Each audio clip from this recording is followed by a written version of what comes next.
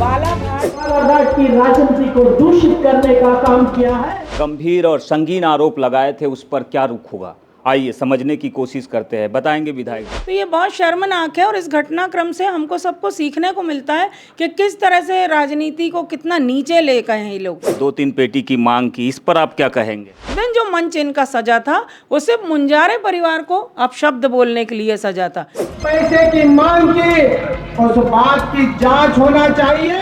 क्या इसका जवाब आप भी इसी तरह से सभा के माध्यम से देंगे? डीएफओ एकमात्र मोहरा थी।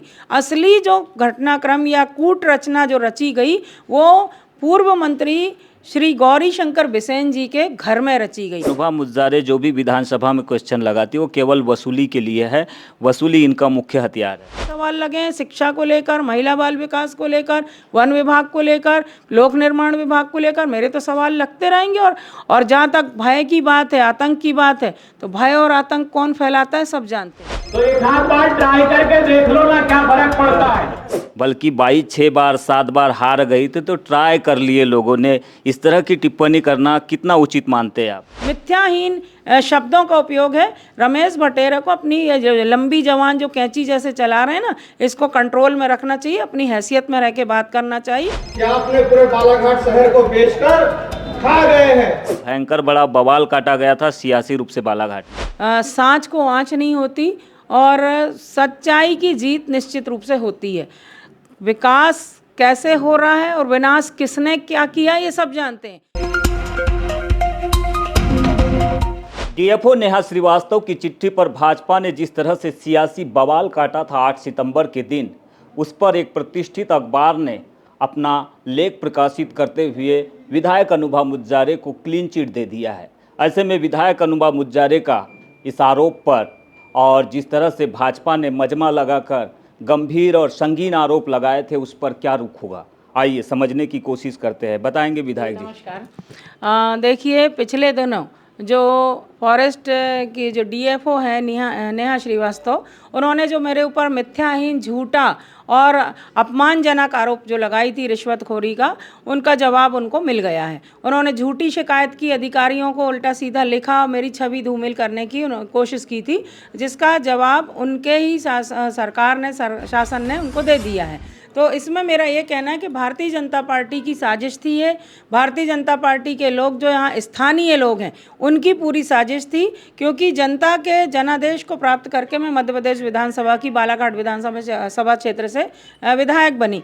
तो इनको ये बात पच ही नहीं पा रही है। इनको लग रहा है कि किसी भी तरह से निर्वाचित विधायक की इमेज खराब करें, उनकी छवि धूमिल करें, इनको जनता के बीच में इनको गलत साबित करें, खराब साबित करें। तो ये बहुत शर्मनाक है और इस घटनाक्रम से हमको सबको सीखने को मिलता है कि किस तरह से राजनीति को कितना नीचे ले गए हैं ये लोग, कितना नीचे तक गिरा दिया है इन्होंने। कि इसके मामले में मैं यही कहना चाहती हूँ कि इस तरह की हरकतों से भारतीय जनता पार्टी के लोगों को बाज आना चाहिए।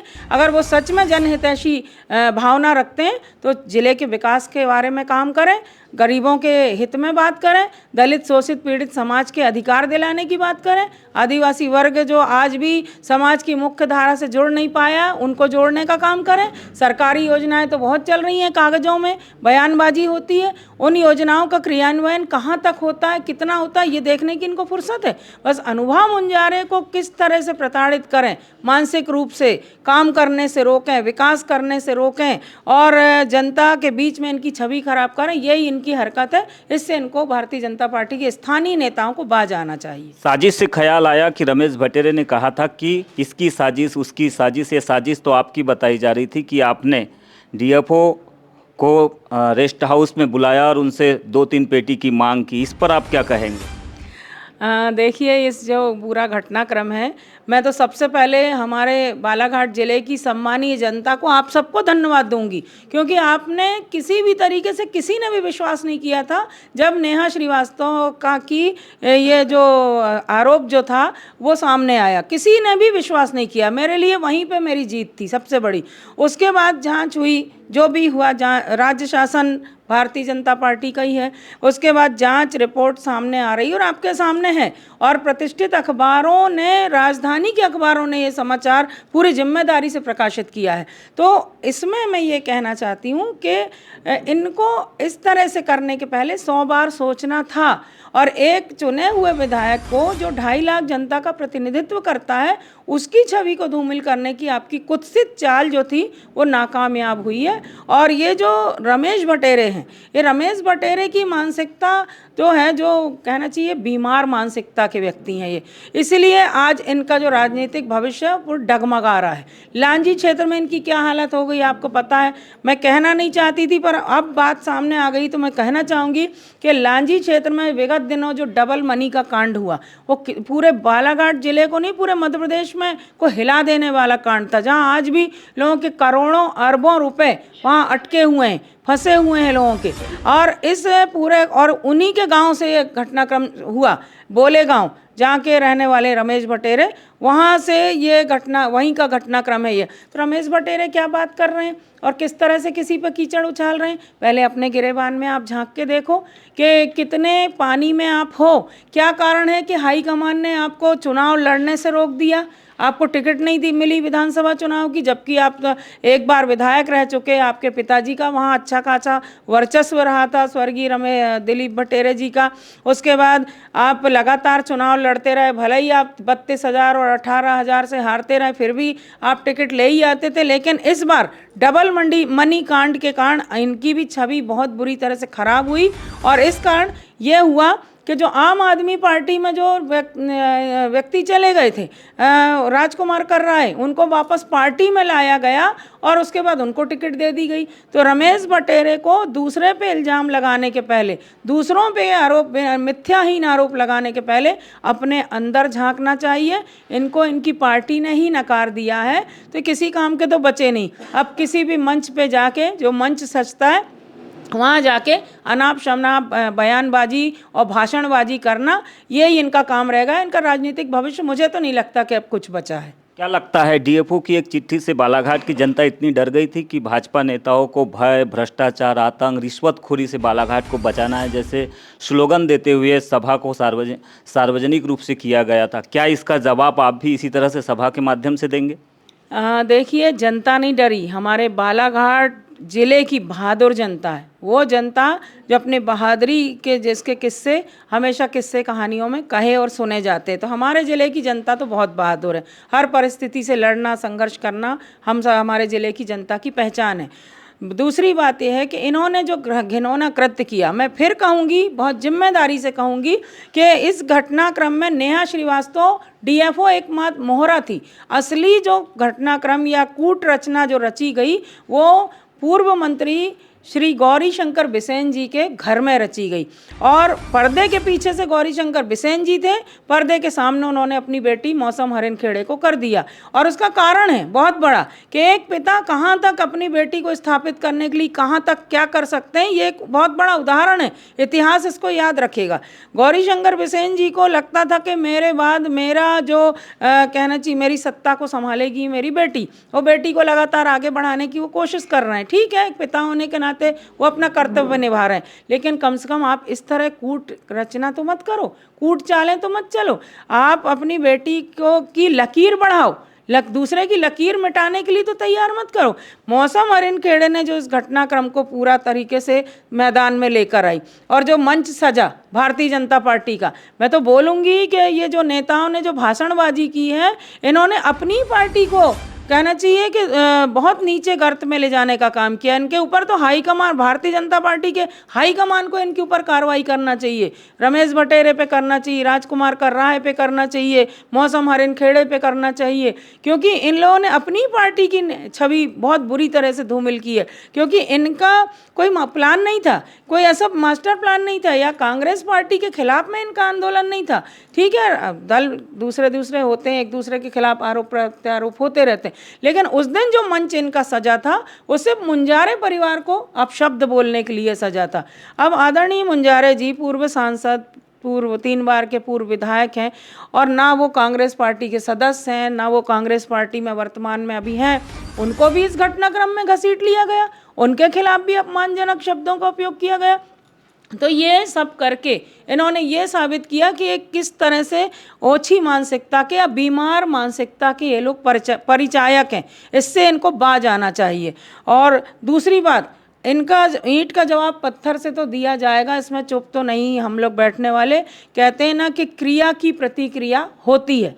हम भी खामोश नहीं रहेंगे, क्योंकि हम अपनी जगह साफ सुथरे थे, हमारे तरफ से कोई गलती नहीं थी। सिर्फ मेरा विधानसभा का क्वेश्चन लगा और उसमें इतना बवाल मच गया। और मैं क्यों नहीं लगाऊंगी, मैं एक बार नहीं 100 बार लगाऊंगी। जो भी भ्रष्ट अधिकारी अगर भ्रष्टाचार कर रहा है, हमारे बालाघाट जिले की खनिज संपदा को बर्बाद कर रहा है, वन संपदा को बर्बाद कर रहा है, हमारे यहाँ गरीबों का शोषण हो रहा है, भ्रष्टाचार का बढ़ावा दिया जा रहा है, हम क्यों चुप बैठेंगे। विधानसभा के प्रश्न से ख्याल आया कि मौसम बिसेन ने मीडिया को बाइट में कहा था कि अनुभा मुज्जारे जो भी विधानसभा में क्वेश्चन लगाती है वो केवल वसूली के लिए है, वसूली इनका मुख्य हथियार है। आप क्या कहेंगे इस पर?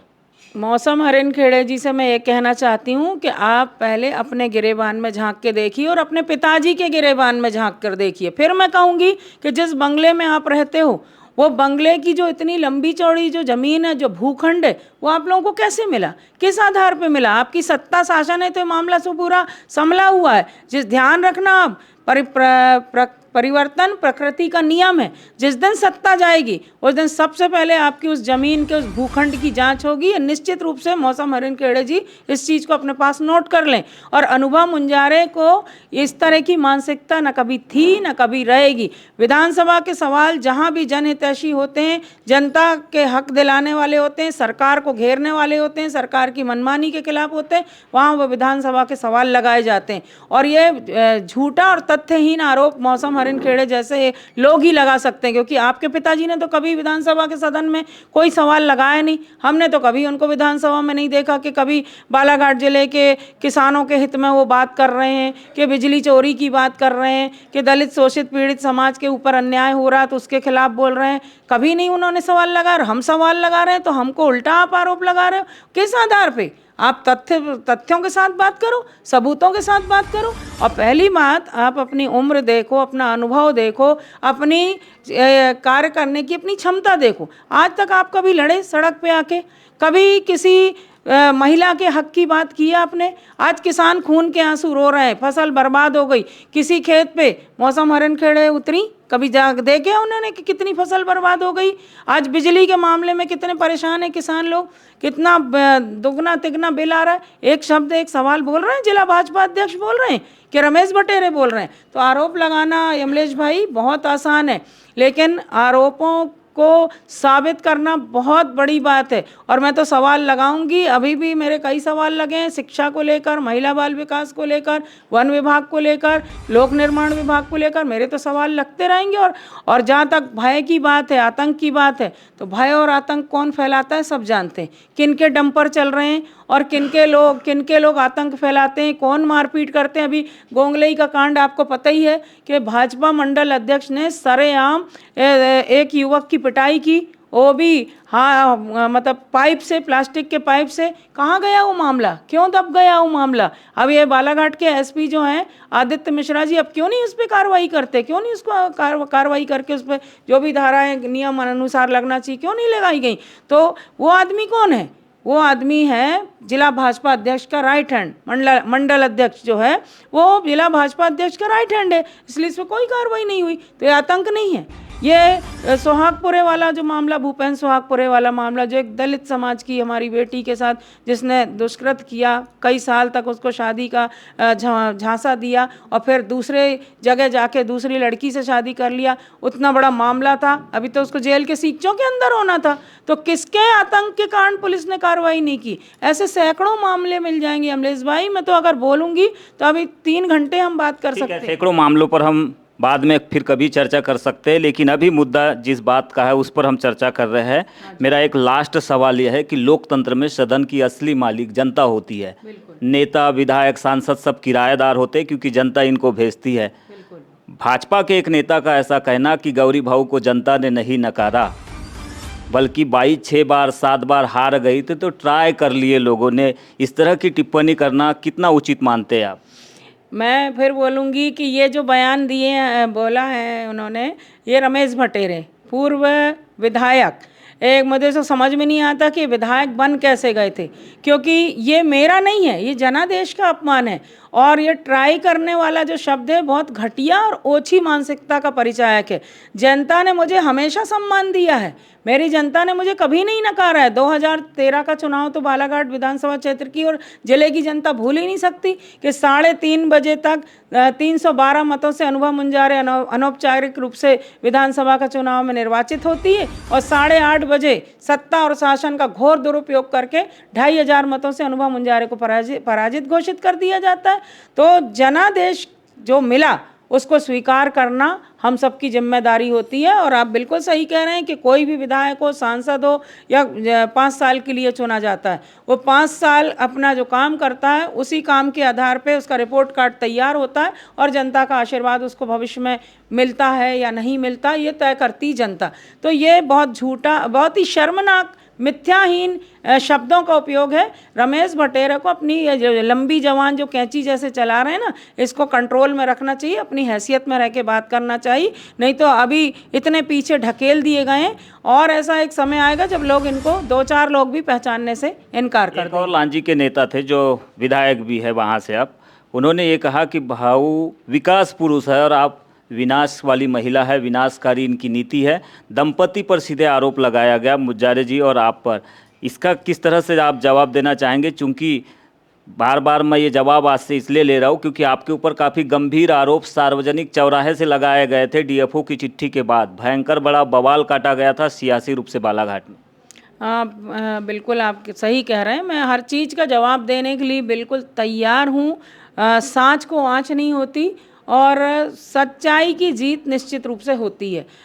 विकास कैसे हो रहा है और विनाश किसने क्या किया ये सब जानते हैं।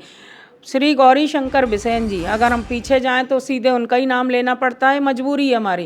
गौरी शंकर बिसेन जी सन 1985 से लगातार विधायक रहे। बीच में 7 साल के लिए कांग्रेस पार्टी से सम्मानीय अशोक सिंह सरस्वार जी विधायक रहे, लेकिन इस पूरे बीच का जो समय था उस 7 साल को छोड़ दें तो गौरी शंकर बिसेन जी ही विधायक रहे, सांसद रहे, मंत्री रहे, कैबिनेट में मंत्री रहे। फिर उनसे पूछा जाए कि क्षेत्र का उन्होंने विकास क्या किया? कहाँ है मेडिकल कॉलेज, कहाँ है कागज कारखाना?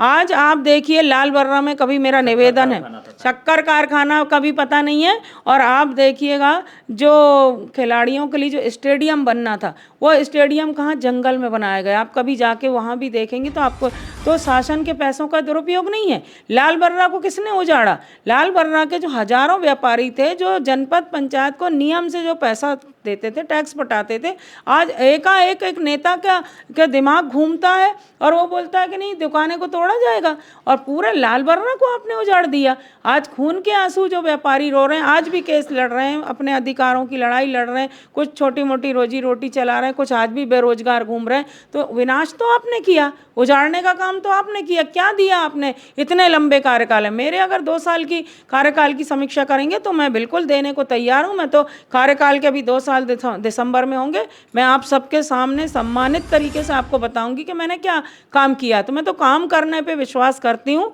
और जनता की आवाज़ को सड़क पर भी उठाने पर भरोसा रखती हूँ, जनता को साथ में लेकर और सदन में भी काम करने पे विश्वास करती हूँ।